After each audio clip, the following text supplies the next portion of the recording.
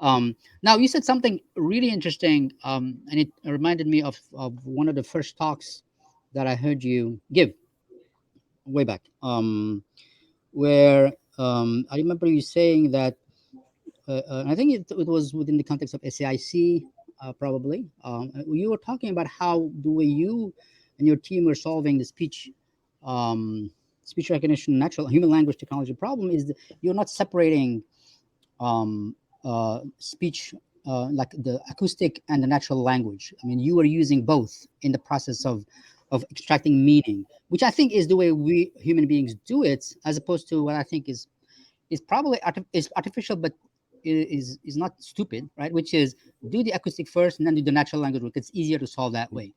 And I think Mhm. what I heard you say was something interesting, which is you're sort of using both at the same time. Can Mhm. you like uh, just touch on that if you could? Yeah, sure. So, in the early days on how speech recognition was done, Yeah, it was actually step by step. One step by step was step, right? basically taking the acoustics Yeah, and generating raw features and basically making decisions on that end. And then you have basically the raw features and you generate phonemes and you finalize the right. decision there. And then you get into phonemes and you will basically make words and then you make end there. And then you take the words and put them next to each other and then basically that's them.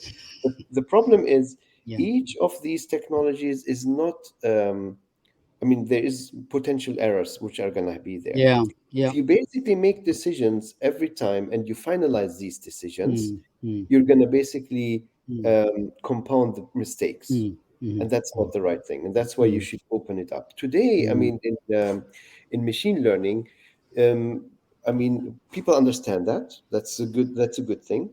People also understand that it might be valuable to basically allow for intersections between technologies. So if you're talking mm, about mm, speech recognition as an like mhm. full component as well as dialogue, let's not basically constrain the dialogue by the speech recognition output. Let's allow the speech recognition Right. generate all possible, like theoretically, all possible outcomes, and let the dialogue help with the decision making on what Mm, probably mm. makes most sense and so forth. I And see. then Yeah, and you go this way. So instead of basically making hard decisions yeah. and compounding mistakes, you basically make it like a voting between Mm, different technologies, mm, which mhm. basically then help you get the best results. And history showed, I mean, it must have been somewhere, I don't know, 10 years ago or something when when if you say SAIC, it must be, It was 2010, 11, 9, something like yeah, that. Yeah,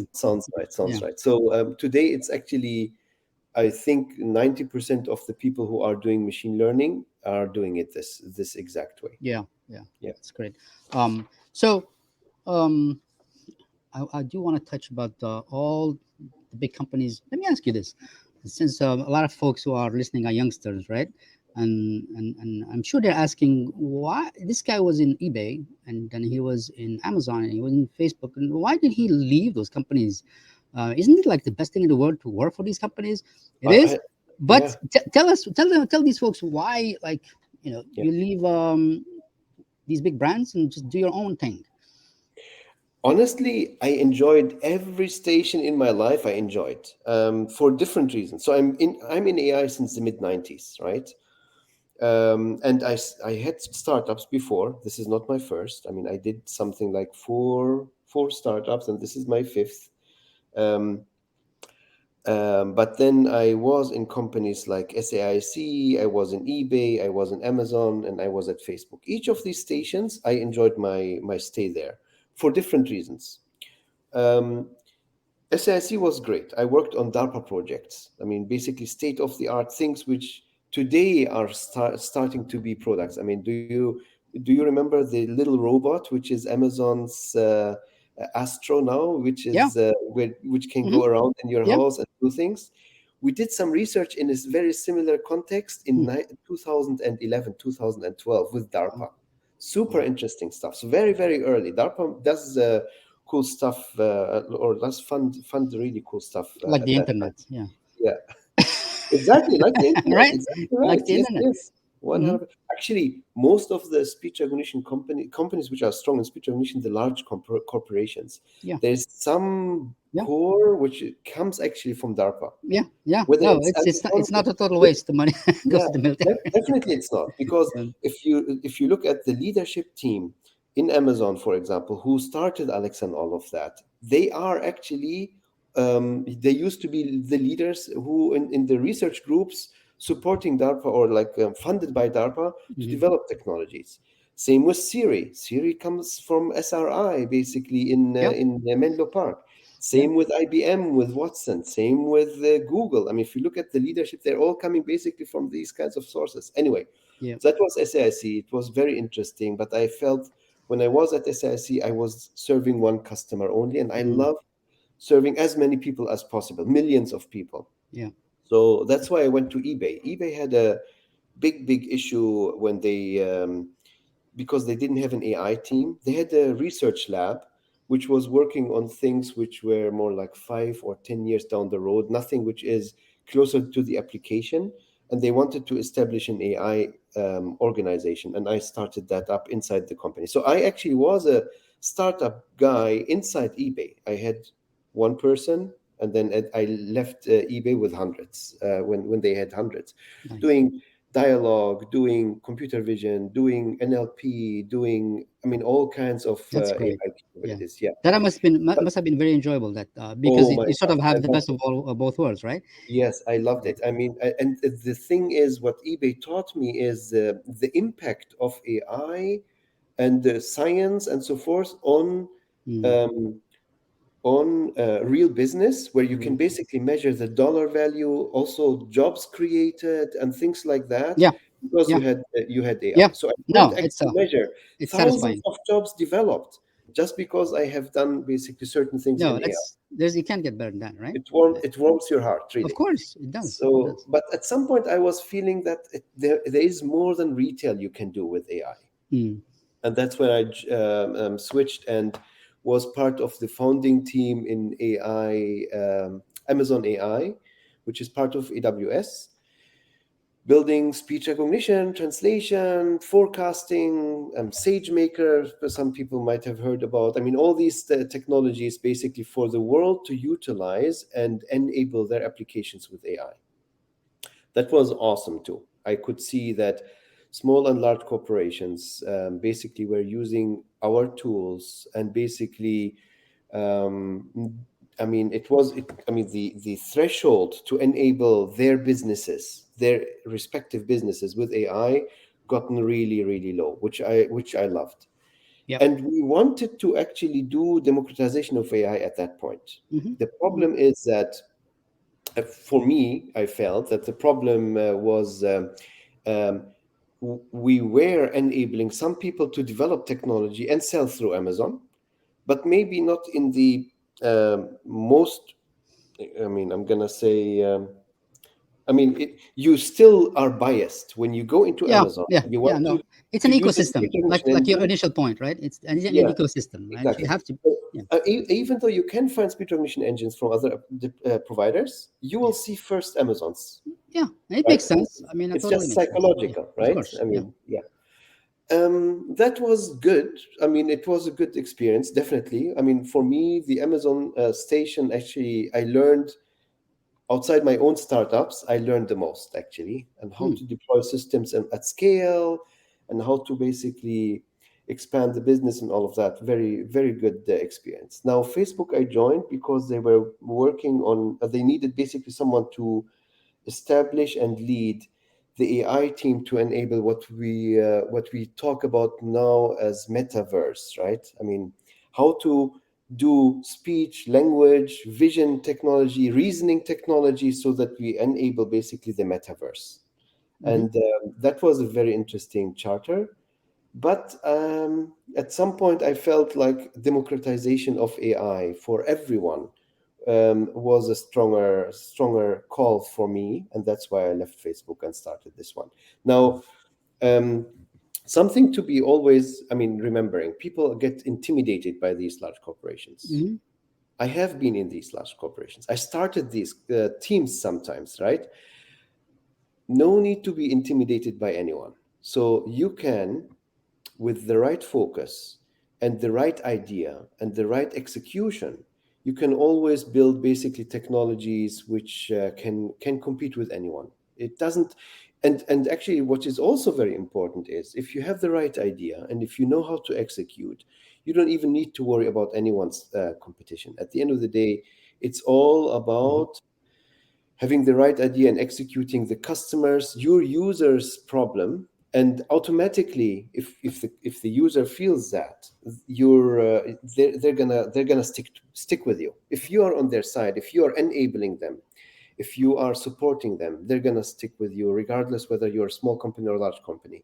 So what I'm trying to say is, in being intimidated by that large corporations, by the brands, is not the right way. Just if you have an Yeah. idea, Yeah. you can do it. It is, I mean, especially in AI, today is the day to basically establish a new idea and execute on it. Yeah. Yeah. And you can be in a small team, you can be in a large team, you can be a single individual to do this. Everyone has really good chances to do Yeah. so. Yeah. Absolutely. Absolutely. I think. Yeah. I think folks, when they hear Amazon or they hear Facebook or Apple, they think, thousands of people are working on one problem, but in fact it's always a small number. Yes. It's a small Yes. number. I mean, I remember the Amazon Echo team. Initially it was a very small number of folks Hmm. who were able to do a lot, and in fact it's not a minus, it's a plus that it's a small number because they can move Right. faster, right? Hmm. So I'm totally in agreement with you, that it's all about your passion, and how hard you work and how focused you are. But I think you said something very important, which is focus on a real problem with the real customer. I Very true. mean, you can't fail because you'll be able to try things out. You'll fail with your customer and you succeed with your customer. And then if there is a market, if there are 10,000 of such folks, then you got it made. And I think that's something that is just hard for, I mean, it took me a while to get to understand that, like in this concrete sense, that it's not about the idea really. It's about the idea in the context of a real problem with a Hmm. real person who's willing to pay for that problem. Hmm. And then you have the company, right? Hmm. So um, let's just go one step deeper with your advice concretely for somebody who is, I don't know, they are 21 and they do have a great idea, right? And they're excited, um, and they're not afraid. Let's say, when you're 21, you're not afraid of anything, right? You just want to go and do it. You think you're the best, which is great. Um, w- uh, since you are and have always been a just a hardcore entrepreneur, I mean, I've heard you told me stories that just, right, it cannot be anything than an entrepreneur to have done what you've done. You are a hardcore entrepreneur, and I think these companies are very lucky to have you there, start all these great initiatives that they started.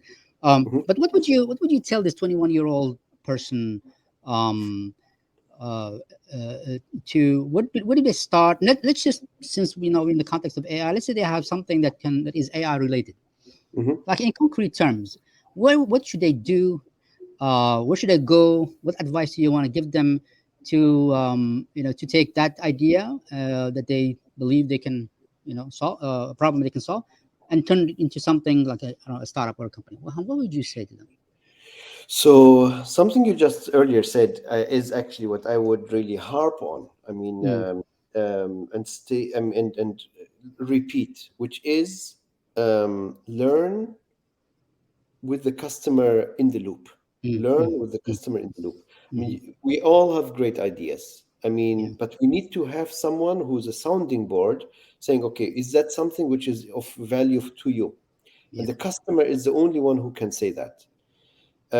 So take an idea, build a very, very rudimentary prototype, go to a customer, a potential customer, tell them, hey, I would like to do that.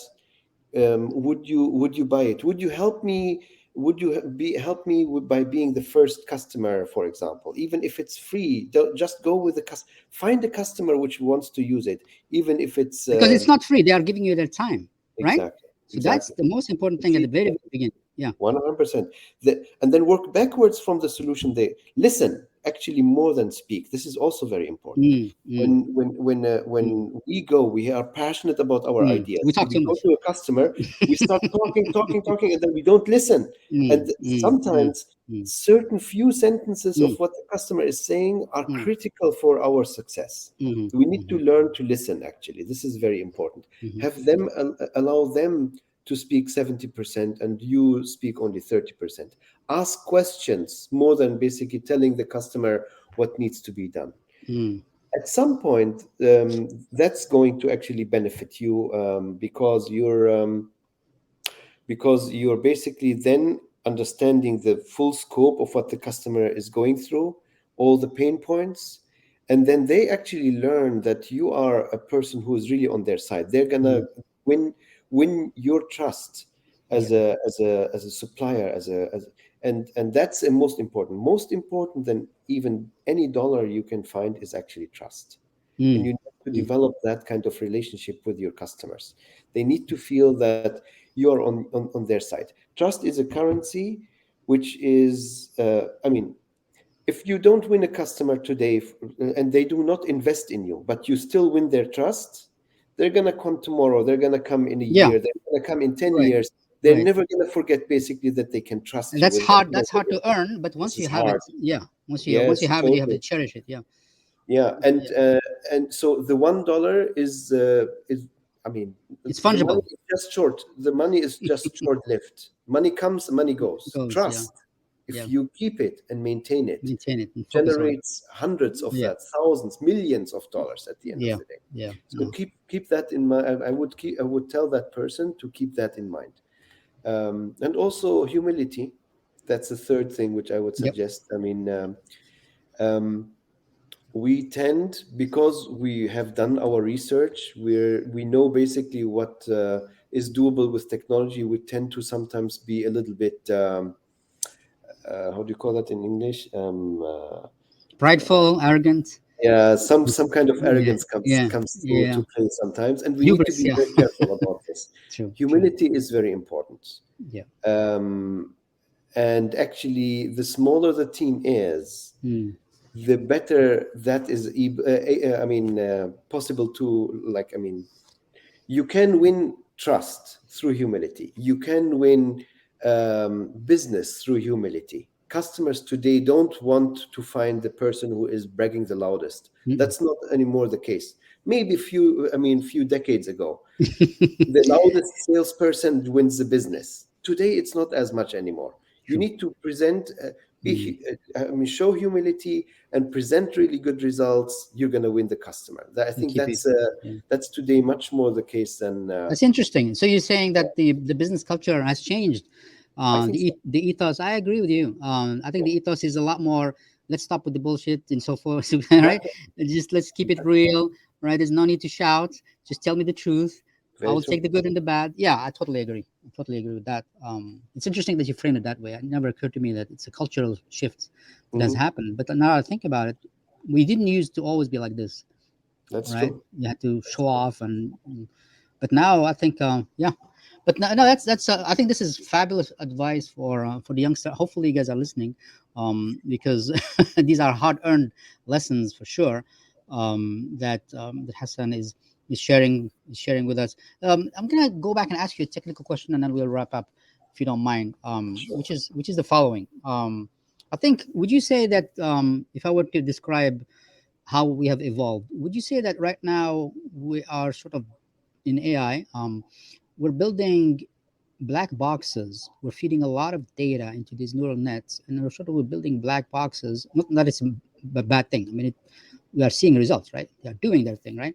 But do you think that's where we're going, from a world of algorithm where you know exactly what the steps are, to more of a black box network where you can't explain what's happening really? All you know is there are some methodologies that will allow you to build an efficient Mhm. AI. Would you say that that's the sort of the direction at the high level? On a high level, yes. Now, we have a responsibility. Mm, Because these are black boxes, we need to understand what these black boxes really do. We need to explain these black boxes, and we need to understand. So we have a responsibility on basically continue. So when I talked earlier about benchmarking, I focused on benchmarking speed and quality and latency and whatever, yeah. But Hmm. benchmarking has to be also going in other dimensions. We need to understand we need to understand what certain models do. We need to understand what the biases are which they might have. We need to understand the ethical responsibility of each individual model. And this is why, I mean, some people tell me, "Oh, now machine learning. I mean, we have it all solved. Everything is." It's not. We need to understand what these machines are doing internally, and there is a push in research, Hmm. which I mean, I'm supporting, and I'm gonna continue to support. Is we need to understand basically what these deep learning algorithms do, for example, internally. I mean, at the end of the day, all of it is statistics, all of it is math. But the math gotten complicated, and we basically need to just decipher it and like understand basically what happened exactly, and be able to like explain the process a little bit more. So black box, it is a black box from a high level perspective. If you go down, it's all math, and math is explainable, right? We just need to figure out how we need to basically be doing a little bit more of research for every way of doing deep learning, for example, to understand on how it's Hmm. working. Hmm. So Yeah. today, I would say that, I mean, three-quarters of basically these black boxes can be explained. We are missing the last quarter maybe of these black boxes on how you can explain them. But I think research is pushing forward. We will eventually understand what these machines do. I mean, Hmm. Hmm. it's not what do you call that, magic. We just need we need to just put a time in there to make it more clear from the Hmm. Hmm. mathematical perspective. Hmm. Yeah. Again, Yeah. it's all math, it's all statistics, so it's all explainable. Well, I mean, here's let me share this thought with you. So for forever we've been trying to figure out the human mind, right? And the mind matter division, problem. Is there a thing beyond simply matter, or is the mind purely just a collection of neurons and so forth, right? I think it feels to me that and the brain remains a black box. It is a black. We don't know exactly how it does it, what it does. It's just there are theories about, there are regions they can describe, they can talk about effect of this or that, but as far as explaining it, I mean, we're very far from that. It's just too complex. So that's one thing. um, Yeah, but Go I'm ahead. not I'm sorry. sure. Go But ahead. yeah, Go ahead. but I'm not sure if I would want to describe the neural networks to be similar to the brain. I mean, it's not. I mean, the It's not right. technology Go tell by me, what. Yeah. by far not. I By mean, far. we Mhm. use the word neural networks just because, I mean, from the how do you call that, the architecture, there's somehow Yeah. similar. Yeah. Yeah. But the how do you call that, the physiology Yeah. of how nerves work and how the brain works and how it's Yeah. evolving over Yeah. time and Yeah. continue to connect, Yeah. we don't, Yeah. I mean, I No, I don't was not. think I was not. I we're was not implying. by I was not far not. implying. Yeah. No, I Yeah. was not implying that. What I was referring to is the same kind of complexity. Meaning, there is stuff going on, and Hmm. it has to do with nodes that are somehow communicating with each other. We're doing it in one way statistically in neural net. Here it's being done biologically through synapses and so forth. But it seems that they're the kind of creatures that have to do with non it's like distributed decision making in a way, right? Some Right. So which brings us back to the very first thing we talked about, which is democratization, right? Hmm. I'm going to share something with you in the sense that what I think the ethos of the future is. I think the ethos of the future is distributed decision making, Hmm. right, as opposed to centralized decision making. Hmm. And I think what you're doing with your company, with AI Explain, is that how I say it? Explain. AI Explain, right? Explain. Just Yeah. explain. Oh, Like explain. Oh, like oh, I see. explain Explain. like explaining something. You Oh, know. okay. Explain. So in your company, Explain, all right. You're sort of trying to create Yeah. that neural net in a sense, right? Hmm. Where the units are these small, big, medium, whatever companies, and have problems, and you're sort of trying to create a hive of these folks who can then establish relationships, Very true. engage in conversations, and you have no idea where it's going to go. All you know is going to be good. Just like the bees, they do their thing, and then honey comes out in a way. Okay. Yeah, the only thing to basically keep things going the right direction is where the benchmarking comes in, where we Right. say, okay, we Mhm. need to Mhm.